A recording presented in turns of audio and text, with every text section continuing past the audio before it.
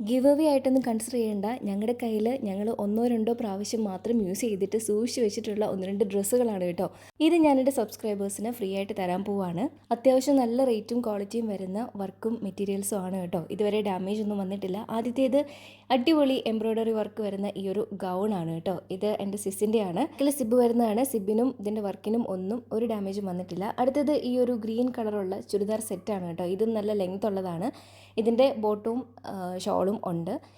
ഇതിൻ്റെ വർക്കിനൊന്നും ഡാമേജ് വരാതിരിക്കാനും സ്റ്റോണൊക്കെ ഇളകി പോകാതിരിക്കാനും വേണ്ടിയിട്ടാണ് ഞങ്ങളിങ്ങനെ മറിച്ച് എടുത്ത് മടക്കി വെക്കുന്നത് കേട്ടോ. അപ്പോൾ ഇതിൻ്റെ ഫ്രണ്ടിൽ ഫുൾ ഇങ്ങനെ ഈ ഒരു എംബ്രോയ്ഡറി വർക്കും നെക്കിൽ ഇങ്ങനെ ഈ ഒരു സ്റ്റോണിൻ്റെ ചെറിയൊരു നല്ലൊരു വർക്കും ഒക്കെ വരുന്നതാണ് കേട്ടോ.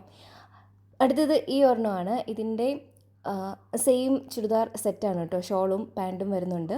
ഇതിലും നല്ലൊരു എംബ്രോയ്ഡറി വർക്കാണ് ഉള്ളത്.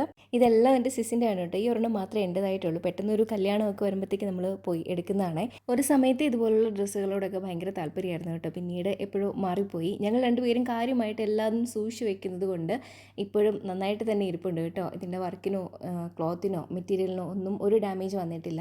പിന്നെ ഈ ഒരു നെറ്റിൻ്റെ ഒരു ഗൗണാണ് കേട്ടോ. ഇതും അച്ചുവിൻ്റെ ആണ്.